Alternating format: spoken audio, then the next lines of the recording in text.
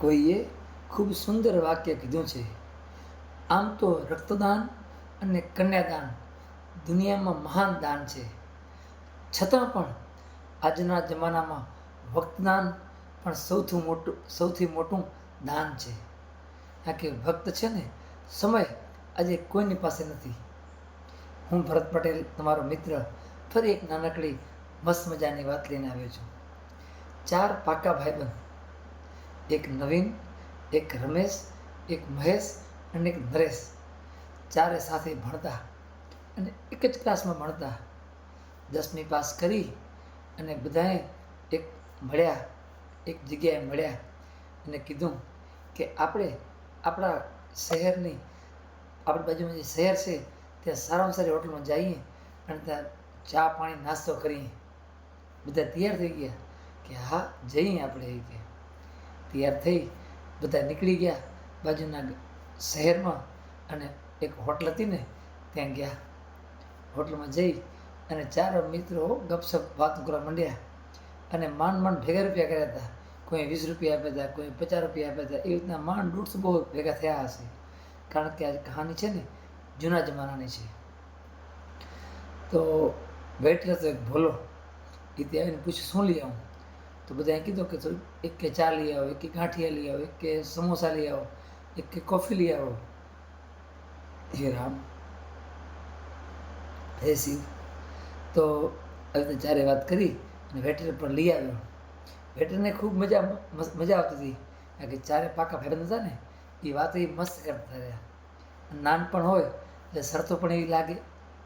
તે વેટર તો લઈ આવ્યો અને વેટર આપી બધાને. બધા ખૂબ આનંદ કર્યો અને એક નક્કી કર્યું કે આપણે હવે છે ને 40 વર્ષ પછી મળશો. એ કે જોઈ કે કોણ કેટલો ગ્રોથ કરે છે પોતાના જીવનનો.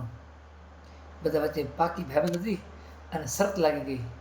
અને શરતમાં નક્કી કર્યું કે જે પણ વ્યક્તિ છેલ્લો આવશે ને એને બિલ આના હોટલનો પે કરવાનું રહેશે.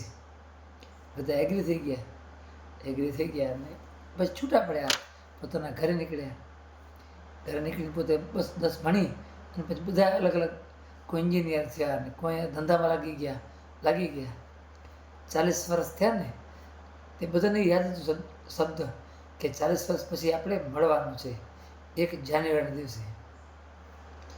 તે પહેલાં નવીન આવ્યો એ જ હોટલમાં. હવે તો એટલો બધો ગ્રોથ થઈ ગયો હતો કે જે શહેર હતો ને એ પણ મોટું મહાનગર થઈ ગયું હતું. એમાં ફ્લાયઓવર ને ગટર પાણી બધી સુવિધાઓ એટલી વધી ગઈ હતી ને. કારણ કે 40 વર્ષ થાય એટલે વિકાસ તો થાય જ છે. બસ વિકાસ થઈ ગયો અને આ પણ હોટલ હતી ને એ હોટલમાંથી મોટી 5 સ્ટાર હોટલ બની ગઈ હતી. અને જે રામુ વેટર હતો ને એ પણ એ 5 સ્ટાર હોટલનો માલિક બની ગયો હતો. તે 40 વર્ષ પૂરા થવાના હતા. બધા મિત્રોને યાદ હતો કે 1 જાન્યુઆરીને આપણે મળવાનું છે.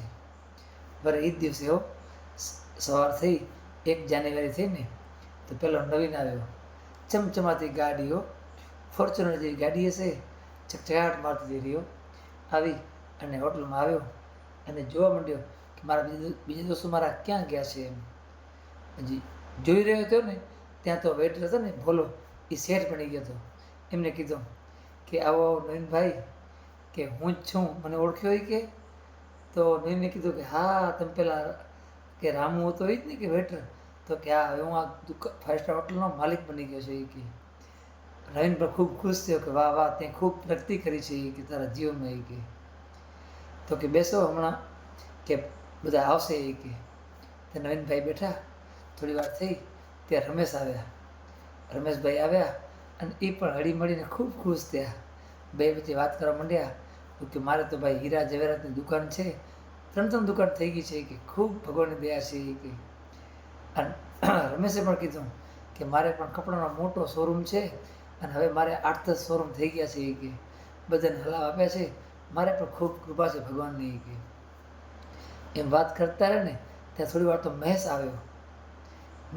એ પણ બધાને મળ્યો અને ભેટ્યો અને હળ્યા મળ્યા અને ખૂબ આનંદ વાત કરી. તારે શું ચાલે છે? એ કે બધા કે મહેશ કે મારે તો એકદમ આનંદ છે. એ કે મારે તો જો બિલ્ડર લાઈન કરું છું અને કે મકાન બનાવું, દુકાન બનાવું છું અને ખૂબ દયા ભગવાનની છે. એ કે વાત કરતા રહ્યા પણ એમ કરતાં કે કલાક નીકળી ગયો, પણ છેલ્લે નરેશ ના આવ્યા. નરેશ આવ્યા નહીં ને એટલે વેટરે કીધું કે નરેશભાઈનો ફોન આવી ગયો છે, તમે કે સ્નેક્સ ચાલુ કરી નાખો. એ કે સ્નેક્સ એટલે કે હોટલમાં જઈને આપણે તો ખબર છે પહેલાં આપણે મસાલા પાપડ મંગાવીએ કે કાકડી મંગાવીએ, કચુંબર મંગાવીએ, એવી રીતના. તો આ કે ઠીક છે, સારું ચાલો. એ કે તે મંડે આ સ્નેક્સ ખાધું. અડધો કલાક થયો ત્યાં વરે આ ભોલાએ કીધું, જે માલિક બની ગયા હતા, કે તમે જમવાનું પણ ચાલુ કરો. એ કે આજ નરેશભાઈને થોડી લેટ થશે. એ કે તો બધાએ વિચારે પણ બધાએ ખાવા મંડી ગયા. બધાએ ખાધું. 2-3 કલાક થઈ ગયા, રાહ જોઈ, પણ નરેશ આ ભાઈ આવ્યા નહીં. તો બધાને થયું, નવીનને, રમેશને, મહેશને, કે આ નરેશ કેમ આવતો નથી. કે પાછું ફોન ભોલાને જ કરે છે. કે આપણને ફોન પણ નથી કરતો. કે મારે લેટ થશે કે આ થશે. કે 2-3 કલાક રાહ જોઈ પણ નરેશ આવ્યો નહીં. પછી બધા ભારી મનથી પૂછ્યું કે ભાઈ લઈ આવો, તારું બિલ લઈ આવો, તારું બિલ અમે આપી દઈએ. ભોલાભાઈને કીધું. ત્યારે ભોલાભાઈ કીધું કે હમણાં જ તમારું બધાનું બિલ આવી ગયું છે. કે નરેશભાઈએ તમારા બધાનું બિલ કે પે કરી નાખ્યું છે. કે તમે કે ચિંતા ના કરો. કે બધા હજી પણ રાહ જોઈ અડધો કલાક, પણ છેલ્લે સાંજનો સમય થયો ને, હવે જવાનો સમય થઈ ગયો હોટલમાંથી. તો કે બધા ભારી મનથી બધા જવા નીકળ્યા.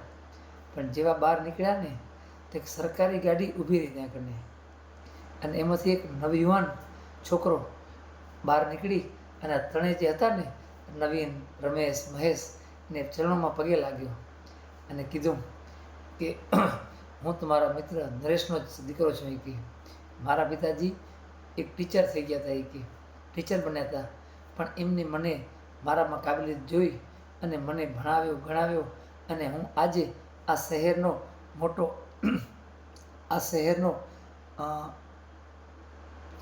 શહેરનો કલેક્ટર થઈ ગયો છું. કે આ શહેર બધું મારા અંડરમાં જ છે. કે આજે બસ પણ એક વાતનું દુઃખ છે કે મારા પિતાજી આવી ન શક્યા. કે બધાએ પૂછ્યું શું થયું. કે તો કે કંઈ નહીં, મારા પિતાજી છે ને મને તમારી શરતની વાત કરી હતી. કે 1 મહિના પહેલાં જ મને વાત કરી પિતાજીએ કે મારા મિત્રો આવશે અને બધાને મળવાનું છે હોટલમાં. કે બધી વાત કરી કે અમે 1 જાન્યુઆરીને મળવાના છીએ, પણ હું પહોંચી શકીશ નહીં, કારણ કે મારા પિતાજીને કેન્સર થઈ ગયું હતું. કે તો કેન્સર થઈ ગયું તો ખૂબ દવા કરી પણ બરાબર થયું નહીં, અને મહિના પહેલાં મારા પિતાજી ગુજરી ગયા. કે પણ મને એક વાત કહી ગયા હતા કે બિલ તારે પે કરવાનું છે. કે કારણ કે હું તો પહોંચી શકીશ નહીં. કે અને અમારી શરત હતી કે જે પણ છેલ્લે આવશે ને એને બિલ ભરવાનું છે. કે તો બધા તો દુઃખ પડે, બહુ દુઃખી થઈ ગયા કે ઓહો, અમારો મિત્ર નરેશ આ દુનિયામાં નથી રહ્યો.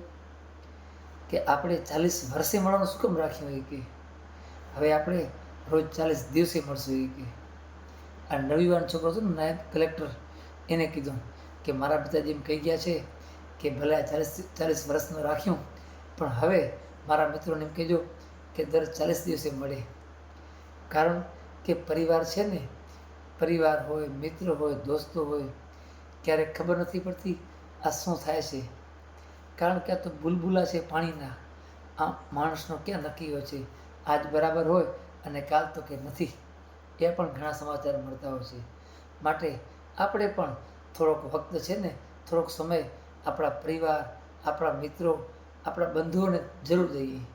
કારણ કે અત્યારના યુગમાં વક્તદાન સૌથી મોટું દાન છે. કારણ કે આજે સમય કોઈની પાસે નથી, છતાં પણ ક્યારેક આપણે મહિને 2 મહિને મિત્રોને મળવાનું અવશ્ય રાખીએ. અત્યારે તો એવું થઈ ગયું છે કે આપણા પરિવારના, આપણા ભાઈ, આપણા બહેન, આપણા માતા પિતા ક્યારેક બહાર રહેતા હોય, અલગ અલગ શહેરમાં રહેતા હોય છે. આપણે મળવાનું ક્યારે થાય કે ઘરમાં હે રામ સારો પ્રસંગ હોય ને ત્યારે પણ થતો હોય છે. માટે બસ સમય કાઢીને આપણા પરિવારોને મળવાનું જરૂર રાખવું. કારણ કે કાલની કોઈને ખબર નથી.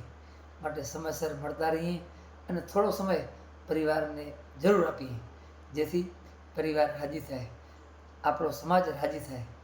અને હંમેશા હું એક વાત કહેતો આવ્યો છું કે કામ એવું કરવું જીવનમાં કે પ્રભુ કરે યાદ. બસ તો નાનકડી વાત તમને ગમતી હોય તો આગળ શેર જરૂર કરજો.